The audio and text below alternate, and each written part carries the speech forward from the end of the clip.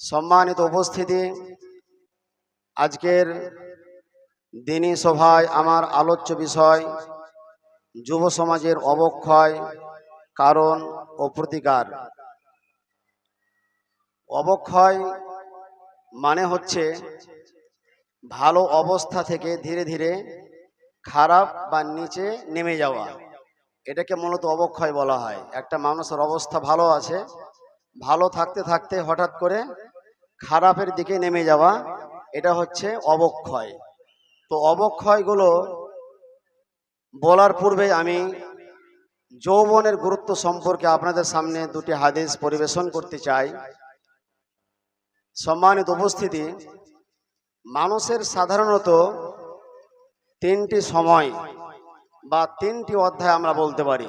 একটা মানুষের সাধারণত তিনটি কাল বা তিনটি সময়। প্রথম হচ্ছে মানুষের শৈশবকাল, দ্বিতীয় হচ্ছে মানুষের যৌবনকাল, আর তৃতীয় হচ্ছে মানুষের বার্ধক্যকাল। আমরা পৃথিবীতে যখন আসি, ভূমিষ্ঠ হই, তখন কিন্তু আমরা কেউ যুবক হয়ে আসিনি। আমরা পৃথিবীতে কেউ যুবক হয়ে আসিনি। আমরা পৃথিবীর মুখ যখন আমরা দেখি, আমরা যখন পৃথিবীতে আসি, তখন সবাই শিশু হয়ে আসি। তো মানুষের প্রথম যে সময়, প্রথম যে কাল, সেই কালটা হচ্ছে মানুষের শৈশবকাল। তারপরে মানুষ ওই শিশু বসতে শেখে, ধীরে ধীরে হাঁটতে শেখে, বড় হয়, তারপরে যৌবন পায়। ঠিক অনুরূপভাবে মানুষের মধ্যে যৌবনও টিকে থাকবে না। একদিন তার যৌবনের ক্ষয় হবে, যৌবন নষ্ট হবে। যৌবন নষ্ট হওয়ার পরে মানুষের যেটা শেষ সময়, শেষ কাল, সেই শেষ সময় বা কালটা হচ্ছে মানুষের বার্ধক্যকাল। বার্ধক্যের পরে আর শিশুও হবে না, আর যুবকও হবে না, তারপরে কবরে চলে যাবে। তো মানুষের যৌবনকাল হচ্ছে অত্যন্ত গুরুত্বপূর্ণ একটা সময়, একটা গুরুত্বপূর্ণ অধ্যায়। সুতরাং মানুষের যৌবনকালটাকে আমাদেরকে আল্লাহ রাব্বুল আলামিনের ইবাদতের মাধ্যমে অতিবাহিত করতে হবে। তো যৌবনের কত গুরুত্ব রয়েছে, এই গুরুত্ব সম্পর্কিত দুটি হাদিস আপনাদের সামনে আমি বলতে চাই। রাসূলুল্লাহ সাল্লাল্লাহু আলাইহি ওয়াসাল্লামের প্রখ্যাত সাহাবী আব্দুল্লাহ বিন আব্বাস রাদিয়াল্লাহু তাআলা আনহুমা হাদিসটি বর্ণনা করেছেন। সহিহুল জামির হাদিস, হাদিস নাম্বার 1077। আন ইবনে আব্বাস রাদিয়াল্লাহু তাআলা আনহুমা ক্বালা ক্বালা রাসূলুল্লাহ সাল্লাল্লাহু আলাইহি ওয়াসাল্লাম লিরাজুলিন ওয়া হুয়া ইয়াইযুহু ইগতানিম খামসান ক্বাবলা খামস। আব্দুল্লাহ ইবনে আব্বাস রাদিয়াল্লাহু তাআলা আনহুমা থেকে বর্ণিত, তিনি বলেন, নবী করিম সাল্লাল্লাহু আলাইহি ওয়াসাল্লাম জনৈক ব্যক্তিকে নসিহত স্বরূপ বললেন, ইগতানিম খামসান ক্বাবলা খামস, তুমি পাঁচটি জিনিস আসার পূর্বে পাঁচটি জিনিসকে মালে গানিমাত মনে করবে, অর্থাৎ বিরাট সম্পদ মনে করবে। পাঁচটি জিনিস আসার পূর্বে পাঁচটি জিনিসকে তুমি বিরাট সম্পদ মনে করবে, মালে গানিমাত মনে করবে। তার মধ্যে প্রথমেই নবী করিম সাল্লাল্লাহু আলাইহি ওয়াসাল্লাম বললেন, সাবাবাকা ক্বাবলা হারামিক, তোমার বার্ধক্য আসার পূর্বে তুমি তোমার যৌবনকালকে বিরাট সম্পদ মনে করবে। বার্ধক্য আসার পূর্বে, বয়স্ক হওয়ার পূর্বে তুমি তোমার যৌবনকালটাকে বিরাট সম্পদ মনে করবে, মালে গানিমাত মনে করবে। দ্বিতীয় বাক্যে নবী করিম সাল্লাল্লাহু আলাইহি ওয়াসাল্লাম বললেন, সিহাতাকা ক্বাবলা সাকামিক, তোমার অসুস্থতার পূর্বে তোমার সুস্থতাকে মালে গানিমাত মনে করবে। মানুষ যখন অসুস্থ হয়, হাসপাতালের বেডে শুয়ে থাকে, তখন মানুষ সুস্থতা কত বড় নিয়ামত তা বুঝতে পারে। যে মানুষের শরীর স্বাস্থ্য ভালো থাকা, সুস্থতা থাকা, এটা আল্লাহ তাআলার পক্ষ থেকে বড় একটা নিয়ামত। অসুস্থ না হলে মানুষ এটা বুঝতে পারবে না যে সুস্থতা কি জিনিস। এই জন্য নবী করিম সাল্লাল্লাহু আলাইহি ওয়াসাল্লাম বললেন যে তোমার অসুস্থতার পূর্বে তুমি তোমার সুস্থতাকে মালে গানিমাত মনে করবে। 3 নম্বরে নবী করিম সাল্লাল্লাহু আলাইহি ওয়াসাল্লাম বললেন, সাকামাকা গিনাকা ক্বাবলা ফাকরিক, অর্থাৎ দারিদ্রতার পূর্বে তুমি তোমার ধনবত্তাকে, তোমার সচ্ছলতাকে মালে গানিমাত মনে করবে, বিরাট সম্পদ মনে করবে। 4 নম্বর বাক্যে নবী করিম সাল্লাল্লাহু আলাইহি ওয়াসাল্লাম বললেন, ফারাগাকা ক্বাবলা শুগলিক, তোমার ব্যস্ততার পূর্বে, তোমার ব্যস্ততা আসার পূর্বে তুমি তোমার অবসর সময়কে মালে গানিমাত মনে করবে, বিরাট সম্পদ মনে করবে। 5 নম্বরে নবী করিম সাল্লাল্লাহু আলাইহি ওয়াসাল্লাম বললেন, ওয়া হায়াতাকা ক্বাবলা মাউতিক, তোমার মৃত্যু আসার পূর্বে তুমি তোমার হায়াতকে, তুমি তোমার জীবনকে মালে গানিমাত মনে করবে, বিরাট সম্পদ মনে করবে। সম্মানিত উপস্থিতি, নবী করিম সাল্লাল্লাহু আলাইহি ওয়াসাল্লাম অত্র হাদিসের মধ্যে 5টি বিষয় সম্পর্কে উম্মাহকে নসিহত করলেন যে তুমি 5টি জিনিস আসার পূর্বে 5টি জিনিসকে মালে গানিমাত মনে করবে, তুমি বিরাট সম্পদ মনে করবে। তার মধ্যে আজকের যে গুরুত্বপূর্ণ বিষয়, যে বিষয়টির সঙ্গে সম্পর্কিত বিষয়, নবী করিম সাল্লাল্লাহু আলাইহি ওয়াসাল্লাম বললেন যে তুমি তোমার বার্ধক্য আসার পূর্বে তুমি তোমার যৌবনকালকে বিরাট সম্পদ মনে করবে। মানুষের মধ্য থেকে যখন যৌবন চলে যায় তখন এই যৌবন কিন্তু আর ফিরিয়ে পাওয়া যাবে না। আর এই যৌবনকালটা মানুষের এমন একটা গুরুত্বপূর্ণ সময় যে মানুষ যুবক অবস্থাতে ইবাদত করার যতটা সুযোগ পায়, মানুষ যখন বার্ধক্যে উপনীত হবে তখন সেইভাবে কিন্তু ইবাদত করার সুযোগ পাবে না। এই জন্য এই সময়টাকে আমাদেরকে গুরুত্ব দিতে হবে। মানুষের যৌবনকাল এটা গুরুত্বপূর্ণ একটা সময়, এই সময়টাকে ইবাদতের মাধ্যমে আমাদেরকে অতিবাহিত করতে হবে।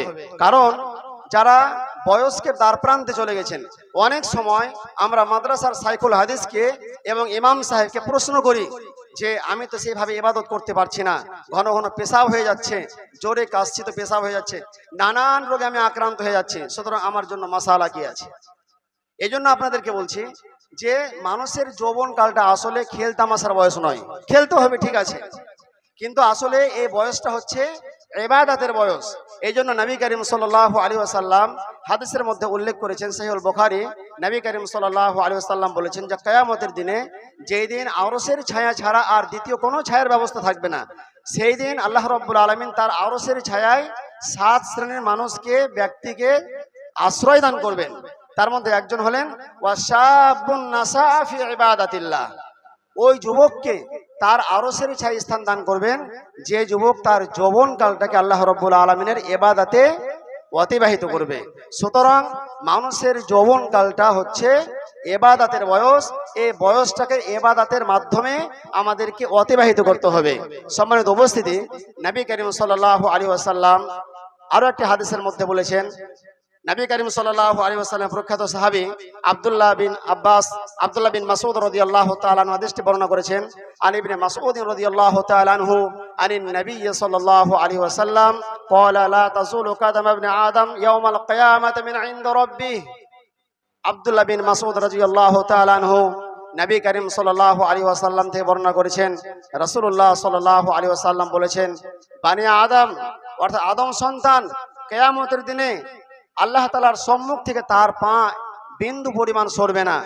আল্লাহ রাব্বুল আলামিনের সম্মুখ থেকে আদম সন্তান তার পা বিন্দু পরিমাণ সরবে না, এতটুকু পরিমাণ সরবে না, যতক্ষণ পর্যন্ত আল্লাহ রাব্বুল আলামিন বানি আদমকে, আদমের সন্তানকে 5টি বিষয়ে জিজ্ঞাসাবাদ না করবেন। যতক্ষণ পর্যন্ত আল্লাহ রাব্বুল আলামিন বানি আদমকে 5টি বিষয়ে জিজ্ঞাসা না করবেন, ততক্ষণ পর্যন্ত বানি আদম আল্লাহ রাব্বুল আলামিনের সম্মুখ থেকে তার পাকে সরাতে পারবে না। নবী করিম সাল্লাল্লাহু আলাইহি ওয়াসাল্লাম প্রথম বাক্যে বললেন, আন উমরিহি ফিমা আফনা, মানুষকে তার বয়স সম্পর্কে জিজ্ঞাসা করবেন যে সে তার বয়সকে কিভাবে অতিবাহিত করেছে। এই যে আমরা এখানে যতগুলো মানুষ বসে আছি, সবাই কিন্তু একই সময় পৃথিবীতে আসেনি, সবার বয়স কিন্তু এক নয়। কারো বয়স 50 বছর, কারো বয়স 40 বছর, কারো বয়স 30 বছর। তো এই যে আমাদের বয়স, এই বয়সটা আমরা কিভাবে অতিবাহিত করলাম, কিভাবে অতিবাহিত হলো, এটা আল্লাহ রাব্বুল আলামিন কিয়ামতের দিনে বানি আদমকে তথা আদম সন্তানকে আল্লাহ রাব্বুল আলামিন জিজ্ঞাসা করবেন যে তুমি তোমার বয়সকে কিভাবে নষ্ট করেছো, তুমি তোমার বয়সে কিভাবে অতিবাহিত করেছো। প্রত্যেকটা আদম সন্তানকে আল্লাহ তাআলা জিজ্ঞাসা করবেন। দ্বিতীয় বাক্যে নবী করিম সাল্লাল্লাহু আলাইহি ওয়াসাল্লাম বললেন, ওয়া আন সাবাবিহি ফিমা আবলাহ, মানুষকে তার যৌবন সম্পর্কে জিজ্ঞাসা করবেন যে তুমি তোমার যৌবনকে কিভাবে বিনাশ করেছো, কিভাবে নষ্ট করেছো। আমি যুবক ভাইদের উদ্দেশ্যে বলছি, যেটা আজকের আমার আলোচনার সঙ্গে সম্পৃক্ত। নবী করিম সাল্লাল্লাহু আলাইহি ওয়াসাল্লাম বলছেন, কিয়ামতের দিনে আদম সন্তানকে 5টি কোশ্চেন করবেন, তার মধ্যে দ্বিতীয় কোশ্চেনটা হবে আন সাবাবিহি ফিমা আবলাহ, মানুষকে জিজ্ঞেস করবেন যে তোমার যৌবনকালটা তুমি কিভাবে নষ্ট করেছো, তুমি তোমার যৌবনকালকে কিভাবে বিনাশ করেছো। এটা প্রত্যেকটা আদম সন্তানকে আল্লাহ রাব্বুল আলামিন জিজ্ঞাসা করবেন। নবী করিম সাল্লাল্লাহু আলাইহি ওয়াসাল্লাম তারপরে বললেন, ওয়া মালিহি মিন আইনা ইকতাসাবাহু ওয়া ফীমা আনফাকাহু। আল্লাহ রাব্বুল আলামিন বানি আদমকে তার সম্পদ সম্পর্কে জিজ্ঞাসা করবেন, তার মাল সম্পর্কে জিজ্ঞাসা করবেন, তুমি কোথা থেকে উপার্জন করেছো এবং তা কোন পথে ব্যয় করেছো। উপার্জনের কথা আল্লাহ তাআলা জিজ্ঞাসা করবেন, আর কোথায় ব্যয় হয়েছে, কোথায় খরচ করেছো, এটাও আল্লাহ তাআলা জিজ্ঞাসা করবেন। আমরা উপার্জন করি, উপার্জনের পথ ভিন্ন ভিন্ন। কেউ আমরা বৈধ পন্থা উপার্জন করি, কেউ অবৈধ পন্থা উপার্জন করি। কে কিভাবে উপার্জন করছেন, প্রত্যেকটা মানুষকে আল্লাহ রাব্বুল আলামিন জিজ্ঞাসা করবেন যে তুমি কোথা থেকে উপার্জন করেছো আর কোন রাস্তায় তুমি খরচ করেছো। 5 নম্বরে নবী করিম সাল্লাল্লাহু আলাইহি ওয়াসাল্লাম বললেন, ওয়া মাযা আমিলা ফিমা আলিমা, তুমি যা শিখেছো তা অনুযায়ী কি আমল করেছো। আমরা যা শিখেছি, শিখার প্রেক্ষিতে আমাদের যোগ্যতা অনুসারে আমরা কতটুকু আমল করেছি, কে কতটুকু আমল করলাম, এটাও কিন্তু আল্লাহ রাব্বুল আলামিন কিয়ামতের দিনে জিজ্ঞাসা করবেন। আলহামদুলিল্লাহ, আজকে আমরা কম বেশি মানুষ প্রায় অনেকে পাঠক রয়েছে, যারা বই পড়ে শিখেছি। অনেক মানুষ যোগ্যতম ওলামা ইকরাম, মাশায়েখ, ফুদারা, তাদের কাছ থেকে আমরা ইউটিউবের মাধ্যমে, ফেসবুকের মাধ্যমে ভালো বক্তব্য শুনে আমি সহি আকীদা গ্রহণ করেছি, সঠিক পথ আমি পেয়েছি। অনেকে আছেন এমন ভাই। সুতরাং আল্লাহ রাব্বুল আলামিন জিজ্ঞাসা করবেন না যে তুমি বই পড়ে শিখেছো না বক্তব্য পড়ে শিখেছো। আল্লাহ তাআলা জিজ্ঞাসা করবেন তুমি যা শিখেছো তা অনুযায়ী কি আমল করেছো। সম্মানিত উপস্থিতি, আলোচনার বিষয় যুব সমাজের অবক্ষয়, কারণ এবং তার প্রতিকার। আমি আপনাদের সামনে 2টি হাদিস পরিবেশন করলাম, যেখানে নবী করিম সাল্লাল্লাহু আলাইহি ওয়াসাল্লাম যৌবনের গুরুত্ব বুঝিয়েছেন যে মানুষকে আল্লাহ রাব্বুল আলামিন তার যৌবনকাল সম্পর্কে জিজ্ঞাসা করবেন যে তুমি তোমার যৌবনকালটা কোন পথে বিনাশ করেছো, কিভাবে নষ্ট করেছো। এটা প্রত্যেকটা যুবকদেরকে আল্লাহ রাব্বুল আলামিন, প্রত্যেকটা মানুষকে আল্লাহ রাব্বুল আলামিন জিজ্ঞাসা করবেন। এই জন্য আমি সম্মানিত উপস্থিতি যুবক ভাইদেরকে বলবো যে হে যুবক ভাই, আল্লাহ রাব্বুল আলামিন যে তোমার সুঠাম দেহ দান করেছেন, তোমাকে সুন্দর আকৃতিতে অবয়বতে সৃষ্টি করেছেন, এই বয়সটাকে, এই যৌবনকালটাকে তোমাকে আল্লাহ রাব্বুল আলামিন ইবাদতে অতিবাহিত করতে হবে। আল্লাহ তাআলার উপাসনার মাধ্যমে তোমার এই গুরুত্বপূর্ণ অধ্যায়টাকে অতিবাহিত করতে হবে, তা না হলে কিয়ামতের কোর্টে তুমি বিপদে পড়ে যাবা। সুতরাং এই যৌবনকালের মূল্যায়ন করা শিখতে হবে। সম্মানিত উপস্থিতি, যুব সমাজের অবক্ষয়ের কারণ আমি সংক্ষিপ্ত হয়ে বলার চেষ্টা করছি। যুব সমাজের অবক্ষয়ের প্রথম কারণ হলো লজ্জাহীনতা। আমি পূর্বেই বলেছি যে অবক্ষয় কাকে বলা হয়। অবক্ষয় হচ্ছে মানুষের ভালো অবস্থা থেকে আস্তে আস্তে ধীরে ধীরে খারাপ বা নিচের দিকে নেমে যাওয়া, ভালো অবস্থা থেকে খারাপ হয়ে যাওয়া, এটাকে মূলত অবক্ষয় বলা হয়। তো অবক্ষয়ের পেছনে বেশ কিছু কারণ রয়েছে, আমি ধারাবাহিকভাবে কারণগুলো উপস্থাপনের চেষ্টা করব ইনশাআল্লাহ। প্রথম অবক্ষয়ের কারণ হলো লজ্জাহীনতা। যে মানুষের মধ্যে লজ্জা থাকবে না, যে যুবকের মধ্যে লজ্জা থাকবে না, যে নারীর মধ্যে লজ্জা থাকবে না, যে বোনের মধ্যে লজ্জা থাকবে না, এক কথায় লজ্জাহীন যে হবে তার পক্ষে সব কাজ সম্ভব হবে। যার মধ্যে হায়া নেই, যার মধ্যে শরম নেই, যার মধ্যে লজ্জা নেই, তার মাধ্যমে সমস্ত কাজ সংঘটিত হবে, তার কাছে অসুবিধার বিষয় কিছু থাকবে না। এই জন্য যুব সমাজের অবক্ষয়ের বড় একটা কারণ হচ্ছে লজ্জাহীনতা। এই সম্পর্কে নবী করিম সাল্লাল্লাহু আলাইহি ওয়াসাল্লামের প্রখ্যাত সাহাবী আবু হুরায়রা রাদিয়াল্লাহু তাআলা আনহু হাদিস বর্ণনা করেছেন, সহিহ মুসলিমের 35 নম্বর হাদিস। আন আবি হুরায়রা রাদিয়াল্লাহু তাআলা আনহু قال قال رسول الله صلى الله عليه وسلم الإيمان بضع وسبعون شعبة فأفضلها قول لا إله إلا الله وأدناها إماتة الأذى عن الطريق। আবু হুরায়রা রাদিয়াল্লাহু তাআলা আনহু থেকে বর্ণিত, তিনি বলেন নবী করিম সাল্লাল্লাহু আলাইহি ওয়াসাল্লাম বলেছেন ঈমানের 70টি বা তার চাইতে কিছু বেশি শাখা প্রশাখা রয়েছে। আবু হুরায়রা রাদিয়াল্লাহু তাআলা আনহু তিনি বলছেন রাসূলুল্লাহ সাল্লাল্লাহু আলাইহি ওয়াসাল্লাম বলেছেন ঈমানের 70টি বা তার চাইতে কিছু বেশি শাখা প্রশাখা রয়েছে, তার মধ্যে সর্বোত্তম শাখা হলো ফাআফদালুহা কাউলু লা ইলাহা ইল্লাল্লাহ, আল্লাহ ছাড়া সত্য কোনো উপাস্য নেই। সব থেকে আফজাল বা উত্তম শাখা হচ্ছে আল্লাহ ছাড়া কোনো সত্য ইলাহ নেই, কোনো সত্য উপাস্য নেই। ওয়া আদনাহা ইমাতাতুল আযা আনিত তারিক, এবং সর্বনিম্নতর শাখা হচ্ছে রাস্তা থেকে কষ্টদায়ক বস্তু অপসারিত করা। কষ্টদায়ক বস্তু সরিয়ে ফেলা, এটা হচ্ছে ইমানের নিম্নতর শাখা।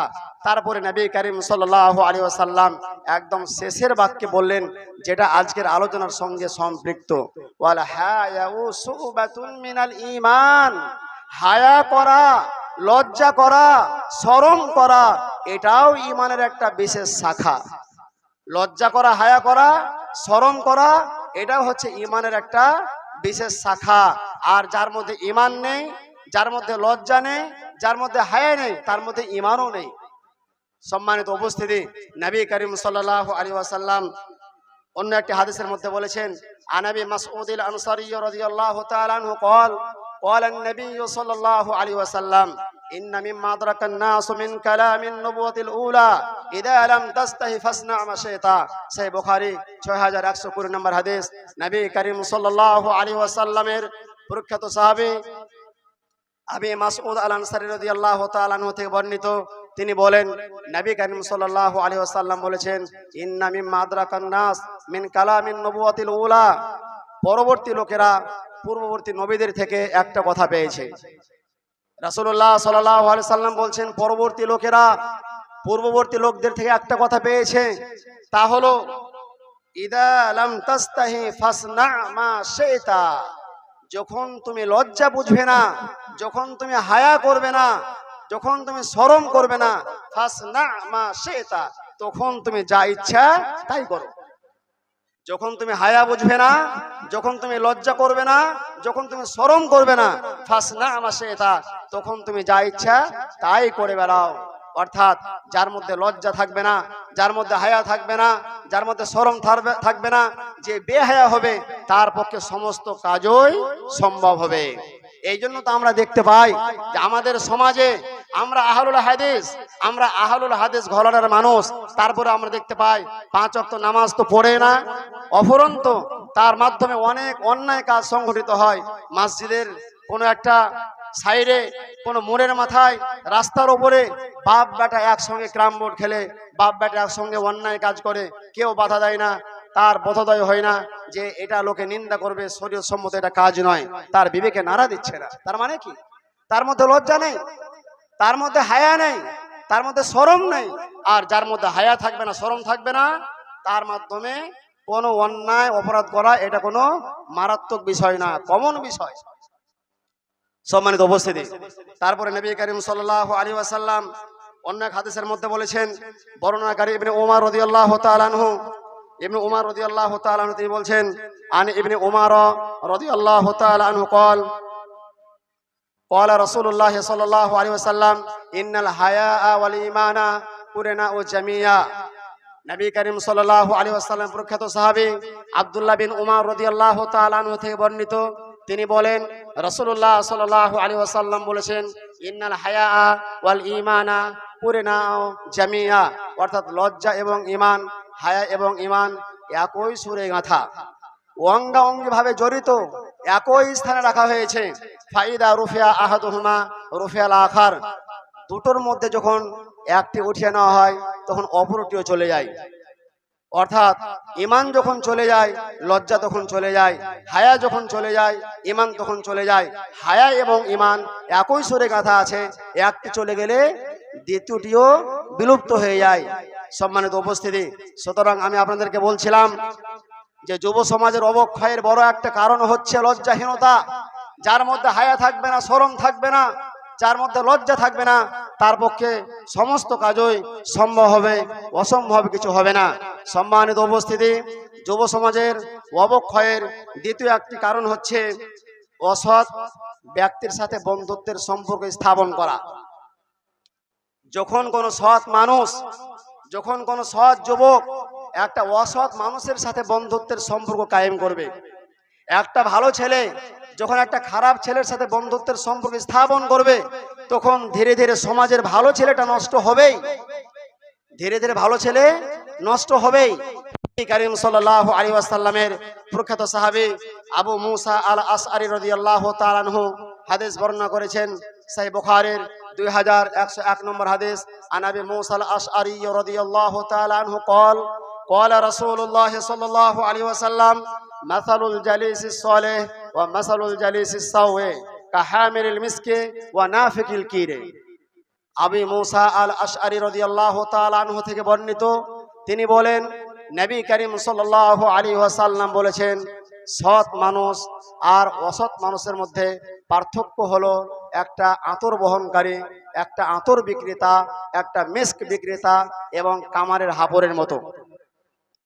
আবার বুঝুন, নবী করিম সাল্লাল্লাহু আলাইহি ওয়াসাল্লাম বলছেন একটা সৎ ছেলে আর একটা অসৎ ছেলে, একটা ভালো মানুষ আর একটা খারাপ মানুষের মধ্যে পার্থক্যটা হলো ঠিক এরকম। যেমন নবী করিম সাল্লাল্লাহু আলাইহি ওয়াসাল্লাম বলেছেন, মাসালুল জালিসিস সালেহ ওয়া মাসালুল জালিসিস সাওয়ে, একটা আতর বহনকারী এবং একটা কামারের হাপরের দৃষ্টান্ত যেমন। নবী করিম সাল্লাল্লাহু আলাইহি ওয়াসাল্লাম বলেছেন, কাহামিলুল মিসকি ওয়া নাফিকিল কিরে, ফাহামিলুল মিসকি ইম্মা আন তাবতাআ মিনহু ওয়া ইম্মা আন তাজিদা মিনহু রিহান তাইয়্যিবাতান। হয় তুমি আতর বিক্রেতার কাছ থেকে তুমি আতর ক্রয় করে নেবে, তুমি হয় আতর বিক্রেতার কাছ থেকে আতর ক্রয় করে নেবে, আর আতর কেনার মতো, সুগন্ধ কেনার মতো যদি তোমার সামর্থ্য না থাকে, তাহলে আতর ওয়ালার কাছে উঠা বসা করলে তার কাছ থেকে অন্তত তুমি সুবাস পাবে, তার কাছ থেকে দুর্গন্ধ পাওয়া যাবে না, তার কাছ থেকে সুগন্ধ পাওয়া যাবে। আতর কেনার ক্ষমতা নেই, আপনি সুগন্ধ কিনতে পারবেন না, কিন্তু একটা আতরওয়ালার কাছে যদি আপনি উঠা বসা করেন তাহলে আপনি সুগন্ধ।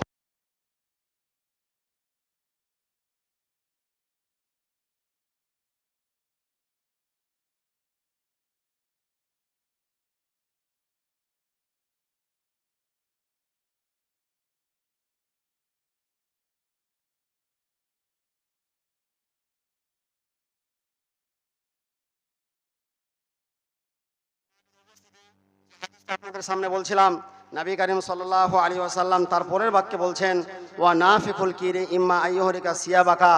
আর কামারের হাপের উদাহরণ হলো, সে হয় তোমার কাপড় পুড়িয়ে দিবে, অথবা আনতাজিদা মিনহু রিহান খাবিসাতান, তার কাছ থেকে তুমি দুর্গন্ধ পাবে। কামারের যে হাপড়কে টানে আর আগুনকে আরো জোরালো করে, হাপড় টানে আর আগুনকে আরো উত্তপ্ত করে, তো এই কোন দিক থেকে হতে পারে? একটা আগুনের ফুনকি এসে তোমার কাপড়কে পুড়িয়ে দিবে, অথবা তার কাছ থেকে তুমি দুর্গন্ধ পাবে।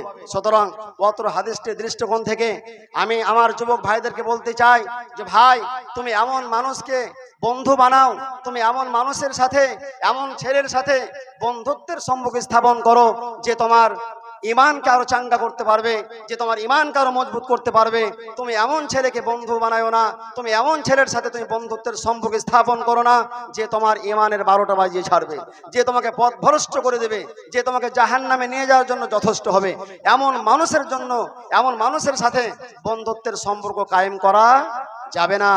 সম্মানিত উপস্থিতি, নবী করিম সাল্লাল্লাহু আলাইহি ওয়াসাল্লাম অন্য এক হাদিসের মধ্যে বলেছেন, রাসূলুল্লাহ সাল্লাল্লাহু আলাইহি ওয়াসাল্লাম প্রখ্যাত সাহাবী আবু হুরায়রা রাদিয়াল্লাহু তাআলা আনহু হাদিসটি বর্ণনা করেছেন। হাদিসটি তিরমিজির মধ্যে বর্ণিত হয়েছে, হাদিস নাম্বার 2378। আন আবি হুরায়রা রাদিয়াল্লাহু তাআলা আনহু قال قال رسول الله صلى الله عليه وسلم الرجل على دين خليله فلينظر احدكم من يخالل। আবু হুরায়রা রাদিয়াল্লাহু তাআলা আনহু থেকে বর্ণিত, তিনি বলেন রাসূলুল্লাহ সাল্লাল্লাহু আলাইহি ওয়াসাল্লাম বলেছেন, ব্যক্তি মানুষ তার বন্ধুর দিনের অনুসারী হয়। রাসূল সাল্লাল্লাহু আলাইহি ওয়াসাল্লাম বলছেন যে মানুষ তার বন্ধুর দিনের অনুসারী হয়। সুতরাং তোমাদের দেখা উচিত যে তুমি কার সাথে বন্ধুত্ব করছো, কার সাথে তুমি বন্ধুত্বের সম্পর্ক কায়েম করছো, কাকে তুমি বন্ধু বানাচ্ছ, এটা তোমাদেরকে দেখা উচিত।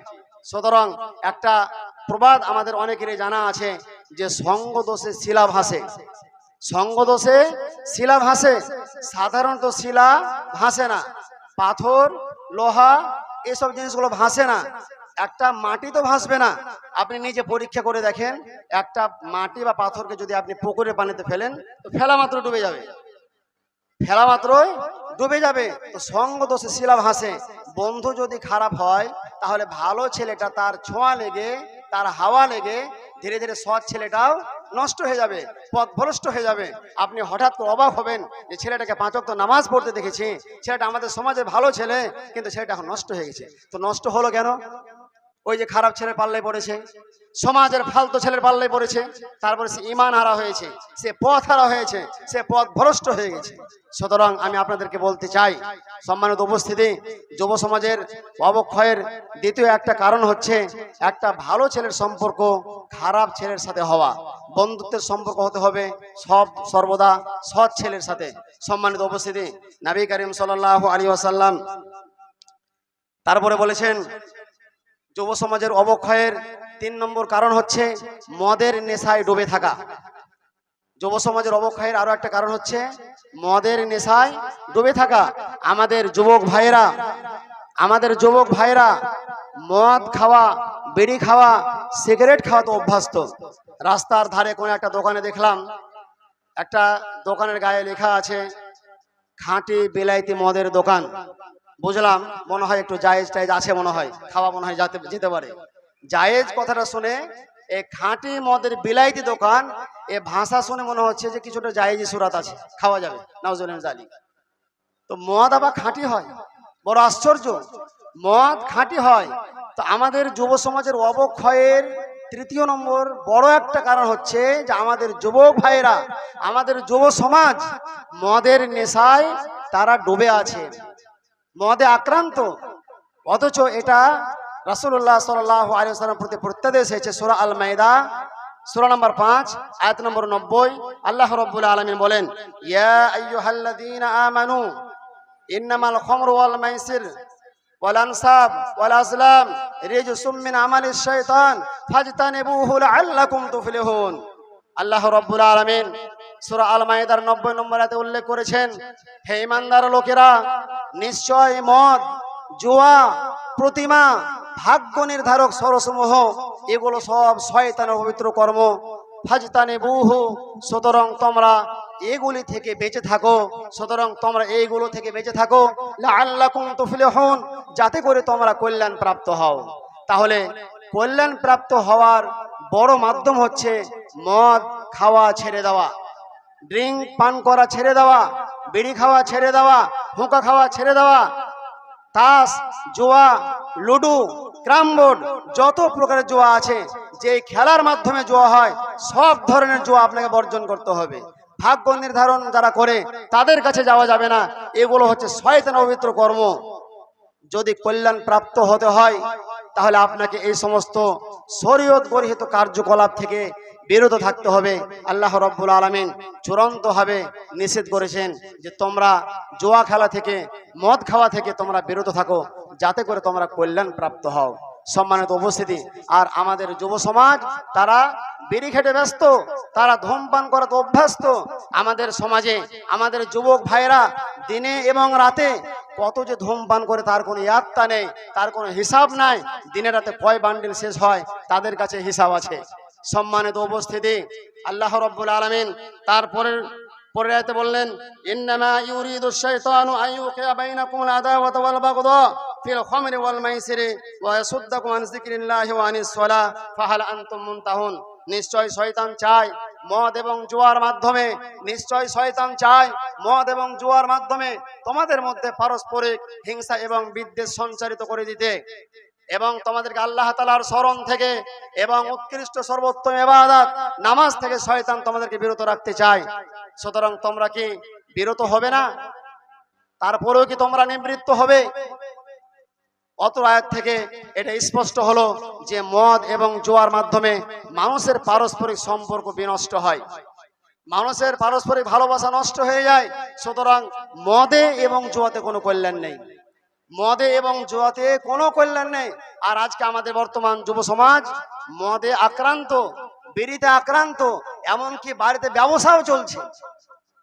বড় দুঃখের বিষয় এবং পরিতাপের বিষয়। কম বেশি আমাদের জঙ্গিপুর, রোহনগঞ্জ, ফারাক্কা এই সমস্ত প্রত্যন্ত এলাকায় প্রত্যেকটা বাড়িতে হারামের কারবার আছে, ব্যবসা আছে। যুব সমাজের এটা একটা বড় অবক্ষয়ের কারণ। সম্মানিত উপস্থিতি, যুব সমাজের অবক্ষয়ের কারণের পেছনে আরো একটি কারণ হচ্ছে রাসূলুল্লাহ সাল্লাল্লাহু আলাইহি ওয়াসাল্লাম হাদিসের মধ্যে উল্লেখ করেছেন যে আমাদের বর্তমান যুব সমাজ তারা বিজাতীয় সংস্কৃতিতে আক্রান্ত। অর্থাৎ ইহুদি এবং খ্রিস্টানদের কালচারে আমরা অভ্যস্ত। অনেক ইহুদি এবং খ্রিস্টানদের কালচার আমরা পালন করে যাচ্ছি। তা আমাদের বর্তমান যুব সমাজের এটা একটা অবক্ষয়ের বড় কারণ। নবী করিম সাল্লাল্লাহু আলাইহি ওয়াসাল্লাম 1450 বছর পূর্বে ভবিষ্যৎবাণী করে গেছেন। নবী করিম সাল্লাল্লাহু আলাইহি ওয়াসাল্লাম বলেছেন, আনাবি সাঈদিন আন্না নবিয়্য সাল্লাল্লাহু আলাইহি ওয়াসাল্লামা قال لا تتبعون سنن من قبلكم سبرا بسبر وزراعا بزراع حتى لو سلكوا جحر جب لا سلكتموه। নবী করিম সাল্লাল্লাহু আলাইহি ওয়াসাল্লাম প্রখ্যাত সাহাবী আবি সাঈদ রাদিয়াল্লাহু তাআলা আনহু থেকে বর্ণিত, তিনি বলেন রাসূলুল্লাহ সাল্লাল্লাহু আলাইহি ওয়াসাল্লাম বলেছেন, তোমরা অবশ্যই তোমাদের পূর্ববর্তীদের রীতিনীতি অনুসরণ করবে প্রতি গজে গজে, প্রতি বিঘতে বিঘতে। রাসূলুল্লাহ সাল্লাল্লাহু আলাইহি ওয়াসাল্লাম ভাষাকে মূল্যায়ন করার চেষ্টা করুন। রাসূল সাল্লাল্লাহু আলাইহি ওয়াসাল্লাম বলছেন, তোমরা অবশ্যই তোমাদের পূর্ববর্তীদের রীতিনীতি অনুসরণ করে চলবে প্রতি বিঘতে বিঘতে, প্রতি গজে গজে। হাত্তা লাউ সালাকু জোহরা জাব্বিন লা সালাকতুমুহু, যদি তারা গো সাপের গর্তে প্রবেশ করে তাহলে তোমরা গো সাপে গর্তে প্রবেশ করবে, এমন ভাবে অনুসরণ করবে। ইহুদিদের কালচারকে এমন ভাবে পছন্দ করবে, খ্রিস্টানদের কালচারকে এমন ভাবে পছন্দ করবে যে তারা যদি গো সাপের গর্তে ঢোকে তাহলে তোমরা অনুসরণ করতে করতে করতে তোমরা গো সাপের গর্তে প্রবেশ করবে। কুলনা, আমরা বললাম, ইয়া রাসূলুল্লাহ, হে আল্লাহর রাসূল সাল্লাল্লাহু আলাইহি ওয়াসাল্লাম, আপনি কার কথা বলছেন? আল ইয়াহুদা ওয়ান নাসারা, আপনি কি ইহুদি এবং নাসারাদের কথা বলছেন? আল্লাহর রাসূল সাল্লাল্লাহু আলাইহি ওয়াসাল্লামকে সাহাবারা বলছেন যে আপনি কি ইহুদি এবং নাসারাদের কথা বলছেন? ক্বালা ফামান, তখন নবী করিম সাল্লাল্লাহু আলাইহি ওয়াসাল্লাম বললেন, আর কার কথা? ইহুদি এবং নাসারাদের কথাই তো বলছি, খ্রিস্টানদের কথাই তো বলছি। তো আজকে আমাদের বর্তমান যুব সমাজ বিজাতীয় সংস্কৃতির আগ্রাসন তাকে আক্রান্ত করেছে। তারা কিভাবে চলছে, তারা কিভাবে খেলছে, তাদের চালচলন কেমন, তাদের তাহজিব তামাদ্দুনকে আমাদের বর্তমান মুসলিম যুব সমাজ ফলো করছে, তাদের কালচারকে পছন্দ করেছে। এমনকি খেলার জগতেও আমরা এমন ইহুদি প্রেমিক, আমরা এমন খ্রিস্টান প্রেমিক যে আমরা কোন দলের প্লেয়ার সে কিভাবে খেলা করছে তারটাকে আমরা নকল করছি। রাসূলুল্লাহ সাল্লাল্লাহু আলাইহি ওয়াসাল্লামের ফরজ বিধান, আমরা দাড়ি রাখার ক্ষেত্রেও বিরাট কোহলি একজন ভারতের ক্রিকেটার প্লেয়ার, সে কিভাবে দাড়ি কাটে এবং কাটছাট করে সেটাকেও আমাদের যুবক ভাইয়েরা ফলো করছে। আমাদের বর্তমান যুব সমাজ তারা ইহুদি এবং নাসারাদেরকে এমনটাই ভালোবেসে ফেলেছে যে বিখ্যাত খেলোয়াড় মেসি মার্কা একটা জার্সি পর্যন্ত কিনতে হয়েছে। এর থেকে লজ্জার আর কি আছে? মেসি কিভাবে কয়েকজন প্লেয়ারকে কাটিয়ে বল নিয়ে যাচ্ছে সেটাও আমাদের ভাইরা ফলো করছে, তাদের চাল চলনকে পছন্দ করছে। এই যে রাসূলুল্লাহ সাল্লাম বললেন না, রাসূলুল্লাহ সাল্লাম বলছেন যে তারা যদি গোসাপের গর্তে ঢোকে তাহলে তোমরাও গোসাপের গর্তে ঢুকবে। রাসূলুল্লাহ সাল্লামকে জিজ্ঞেস করলেন যে আপনি কার কথা বলছেন? আল ইয়াহুদা ওয়ান নাসারা, আপনি কি ইহুদি এবং নাসারাদের কথা বলছেন? তখন রাসূলুল্লাহ বলছেন, ফামান, আর কার কথা? তাদের কথাই তো বলছি, ইহুদি এবং নাসারাদের কথাই বলছি। সম্মানিত উপস্থিতি, রাসূলুল্লাহ সাল্লাল্লাহু আলাইহি ওয়াসাল্লাম তারপরে বলছেন, আব্দুল্লাহ ইবনে উমর রাদিয়াল্লাহু তাআলা বর্ণনা করেছেন সহিহ আবু দাউদের 4031 নম্বর হাদিস, আন ইবনে উমর রাদিয়াল্লাহু তাআলা قال قال رسول الله صلى الله عليه وسلم من تشبه بقوم فهو منهم। রাসূলুল্লাহ সাল্লাল্লাহু আলাইহি ওয়াসাল্লাম বলেছেন, যে ব্যক্তি যে জাতের সাদৃশ্য গ্রহণ করবে সে ব্যক্তি তাদেরই দলভুক্ত হবে। সুতরাং হুঁশিয়ার, আপনি কার সাদৃশ্য গ্রহণ করছেন, কার থেকে আপনি চরিত্র গঠন করছেন, এটা আপনাকে আত্মসমীক্ষা করতে হবে, আপনাকে ভাবতে হবে আপনার চাল চলন পবিত্র কোরআন এবং হাদিস ভিত্তিক হচ্ছে কিনা। যদি আপনার চাল চলন ইহুদিদের মতো হয়, আপনার চাল চলন যদি খ্রিস্টানদের মতো হয়, তাহলে আপনি কিয়ামতের দিনে তাদেরই দলভুক্ত হয়ে আল্লাহ তাআলার সামনে দাঁড়াবেন। স্পষ্ট বর্ণনা, রাসূলুল্লাহ সাল্লাল্লাহু আলাইহি ওয়াসাল্লাম বলছেন, মান তাশাব্বাহা বিকওমিন ফাহুয়া মিনহুম, যে ব্যক্তি যে জাতের সাদৃশ্য গ্রহণ করবে সে ব্যক্তি তাদেরই দলভুক্ত হবে। সম্মানিত উপস্থিতি, যুব সমাজের অবক্ষয়ের আরো একটি কারণ হচ্ছে মোবাইল। বর্তমানে মোবাইল যুব সমাজের বড় একটা অবক্ষয়ের কারণ। আমরা বেশিরভাগ ছেলেরাই এখন বড় বড় অ্যান্ড্রয়েড সেট ব্যবহার করি, আর এই মোবাইল থেকে আমরা ভালো কিছু খুব কমই দেখি, আমরা খারাপটাই বেশি গ্রহণ করি। এবং মোবাইলের মাধ্যমে অশ্লীল ছবি, নাচ, গান এবং ফিল্ম এবং আরো উলঙ্গ ছবি আমরা দেখে থাকি। এগুলো যুব সমাজের অবক্ষয়ের বড় একটা কারণ। সম্মানিত উপস্থিতি, সুতরাং আমি আপনাদেরকে বলবো যে মোবাইল ব্যবহার করা অপরাধ নয়, মোবাইল ব্যবহার করা অপরাধ নয়, তবে মোবাইল থেকে আপনাকে ভালো কিছু খুঁজতে হবে। ওলামাদের বক্তব্য শুনুন, সহিহ আকীদার যারা আলেম রয়েছেন তাদের থেকে আপনি শিক্ষা নেন, কোনো আপত্তি নেই। কিন্তু এই মোবাইল থেকে যদি আপনি খারাপ কিছু দেখেন, খারাপ কিছু আপনি গ্রহণ করেন, তাহলে এই মোবাইল আপনার জন্য ক্ষতিকর। সুতরাং মোবাইল থেকে আমাদেরকে বাঁচতে হবে। তারপরে আমরা এক শ্রেণীর মানুষ রয়েছি, আমরা আমাদের বাচ্চাদের কান্না থামানোর জন্য, আমাদের বাচ্চাদের কান্না চুবানোর জন্য আমরা তাদের হাতে মোবাইল তুলে দিই, তাদের হাতে আমরা মোবাইল তুলে দিই। এই মোবাইল থেকে আমাদেরকে সাবধান হতে হবে, সতর্ক হতে হবে। যুব সমাজের অবক্ষয়ের এটাও একটা কারণ যে মানুষ মোবাইলের অপব্যবহার করছে। সম্মানিত উপস্থিতি, তাহলে প্রতিকারটা কি আছে 2-1 মিনিটের মধ্যে বলে শেষ করে দেব। প্রতিকার কি? প্রতিকার হচ্ছে প্রথমত আপনাকে তাকওয়া অর্জন করতে হবে। যখন আপনি আল্লাহ ভীতি অর্জন করবেন, যখন আপনি তাকওয়া অর্জন করবেন, যখন অন্তরে আপনার আল্লাহ তাআলার ভয় জাগ্রত হবে, তখন আপনি সব ধরনের অন্যায় ও অপকর্ম আপনি বর্জন করতে পারবেন। নবী করিম সাল্লাল্লাহু আলাইহি ওয়াসাল্লাম বলেছেন, রাসূলুল্লাহ সাল্লাল্লাহু আলাইহি ওয়াসাল্লাম বলেছেন, আলা ওয়া ইন্না ফিল জাসাদি মুজগাহ ইযা সালাহাত সালাহাল জাসাদু কুল্লু। রাসূলুল্লাহ সাল্লাল্লাহু আলাইহি সাল্লাম বলেছেন, মানুষের শরীরের মধ্যে এমন একটা মাংসপিণ্ড আছে, এমন একটা গোশতের লুথরা আছে, ওই মাংসপিণ্ড যদি ভালো থাকে তাহলে সমস্ত শরীরটাই ভালো থাকবে, সমস্ত শরীর ভালো থাকবে। ওয়াইজা ফাসাদাত ফাসাদাল জাসাদু কুল্লু। আর মানুষের ওই শরীরের মাংসপিণ্ডটুকু, লুথরাটুকু যদি রোগাক্রান্ত হয়ে যায়, বাঁকা হয়ে যায়, তাহলে পুরো শরীর রোগাক্রান্ত হয়ে যাবে, পুরো শরীরটা রোগাক্রান্ত হয়ে যাবে। আলা শোনো, ওয়াহিয়াল কালব, সেটা হচ্ছে মানুষের হৃদয়, মানুষের অন্তর। সুতরাং অন্তরে যদি আমরা তাকওয়া অর্জন করতে পারি, আল্লাহ ভীতি অর্জন করতে পারি, তাহলে আল্লাহ ভীরু ব্যক্তি সহজে কোনো অন্যায় অপকর্ম করতে পারবে না। এটা একটা বড় প্রতিকারের উপায় যে আপনাকে আল্লাহ ভীতি অর্জন করতে হবে, সংযমী হতে হবে, তাহলে এটা সম্ভব। আর দ্বিতীয় উপায় হচ্ছে প্রতিকারের, সেটা হচ্ছে আপনাকে 5 ওয়াক্ত নামাজি হতে হবে। 5 ওয়াক্ত নামাজ পড়বেন ইনশাআল্লাহ। যদি আমরা 5 ওয়াক্ত নামাজ পড়ি, তাহলে এই 5 ওয়াক্ত নামাজ আপনার চরিত্র গঠন করবে এবং অন্যায় অশ্লীল কার্যকলাপ হতে এই সালাত, এই নামাজ আপনাকে বিরত রাখবে।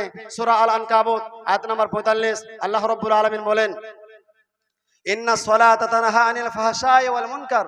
নিশ্চয় নামাজ মানুষকে মুনকার কাজ থেকে, অপছন্দনীয় কাজ থেকে বিরত রাখে। সুতরাং 5 ওয়াক্ত নামাজ পড়তে হবে।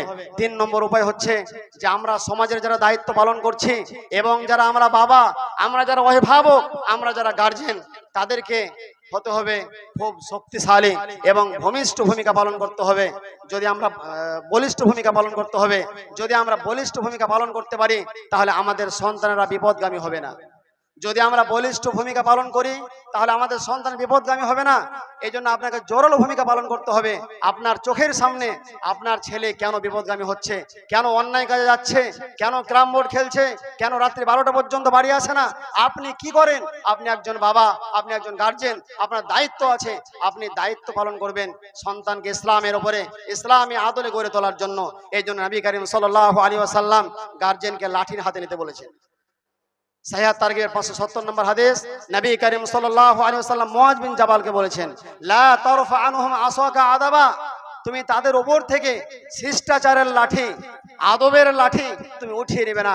আপনার সন্তান যখন বিপদগামী হবে, আপনি জানছেন আপনার ছেলে জুয়া খেলছে, আপনার ছেলে মদ পান করছে, আপনার ছেলে ড্রিঙ্ক করছে এবং নানান অন্যায় কাজে সে যুক্ত হয়েছে, তখন আপনাকে দায়িত্ব পালন করতে হবে এবং হাতে লাঠি নিয়ে তাকে সঠিক পথে ফিরিয়ে আনতে হবে। এটা হচ্ছে প্রতিকারের অন্যতম একটি কারণ, প্রতিকারের অন্যতম একটি উপায়। এই সমস্ত পদক্ষেপগুলো যদি আমরা গ্রহণ করতে পারি, তো ইনশাআল্লাহ আশা করছি আমরা আমাদের যুবক ভাইদেরকে ইসলামের দিকে ফিরিয়ে আনতে পারবো। পরিশেষে একটি কথা বলে শেষ করছি যে আজকে আমাদের যুবক ভাইরা তারা কিয়ামতের আলামত খুঁজতে ব্যস্ত হয়ে গেছে, কিয়ামতের আলামত তারা খুঁজতে ব্যস্ত হয়ে গেছে। এটা একটা নতুন ফিতনা। আমাদের যুবক ক্ষয়ের এটা একটা বড় কারণ, আমাদের যুবক ভাইদের অবক্ষয়ের এটাও একটা বড় কারণ যে আমাদের যুবক ভাইরা এখন কিয়ামতের আলামত খুঁজে বেড়াচ্ছে। ইমাম মাহাদি এসে গেছে, ইমাম মাহাদি, তাও আবার কে? সেটা শাকিল বিন হানিফ। শাকিল বিন হানিফ আমাদের এই জঙ্গিপুর, লালগোলা, ফারাক্কা, তারপরে আমাদের এই সাইদাবাড়ি সমস্ত প্রত্যন্ত এলাকার কিছু মানুষ, কিছু যুবক ভাইয়েরা তারা শাকিল বিন হানিফের হাতে বায়াত করে তাদের ঈমানকে নষ্ট করেছে, তাদের আকীদাকে নষ্ট করেছে। তারা বলছে শাকিল বিন হানিফ সেই নাকি ইমাম মাহদী এবং সেই নাকি ঈসা, নাউজুবিল্লাহি মিন যালিক। এ বিষয়ে লিখিত একটি বই আছে, বইটা আপনারা ইনশাআল্লাহ পড়বেন, আশা করছি এ বিষয়ে সঠিক নির্দেশনা পাবেন। ওই বইটি থেকে ইমাম মাহদী সম্পর্কে সঠিক আকীদা, বইটি এখানেও পাবেন।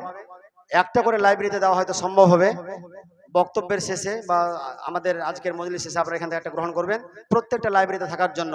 আল্লাহ রাব্বুল আলামিন যেন আমাদের যুবক ভাইদেরকে হেদায়েত করেন, আমাদের যুবক ভাইরা যেন সঠিক ঈমান এবং আকীদার উপর মৃত্যুবরণ করতে পারেন। এ বলে আজকের সংক্ষিপ্ত আলোচনা শেষ করছি। আসসালামু আলাইকুম ওয়া রাহমাতুল্লাহি ওয়া বারাকাতুহু।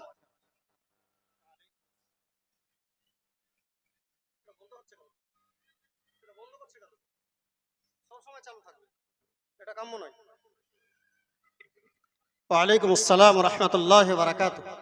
জাযাকুমুল্লাহ আহসানাল জাযা।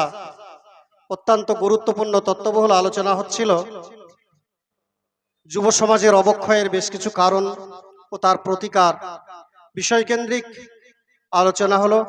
আলোচনা করলেন লালগোলা ব্লকের জমিয়াতে আহলে হাদিসের সম্মানিত আমির সভাপতি শেখ আব্দুল হাসিব বিন আবুল কাসিম সাহেব। আলোচনাতে বিভিন্ন কথা উঠে এসেছে। মোবাইল থেকে সাবধান, বেহায়া বেপনা থেকে সাবধান, অশ্লীলতা থেকে সাবধান, অনেক কথা এসেছে। আপনারা ধৈর্য সহকারে শুনেছেন। একটাই আবেদন, আমরা যাতে ব্যক্তি জীবনে, পারিবারিক জীবনে, সামাজিক জীবনে নিজেকে সেই সমস্ত কথাগুলাকে, প্রতিকারের যে সমস্ত কথা সেগুলাকেও যেন বাস্তবায়ন করি এবং দূরীকরণের যে সমস্ত ব্যবস্থাপনা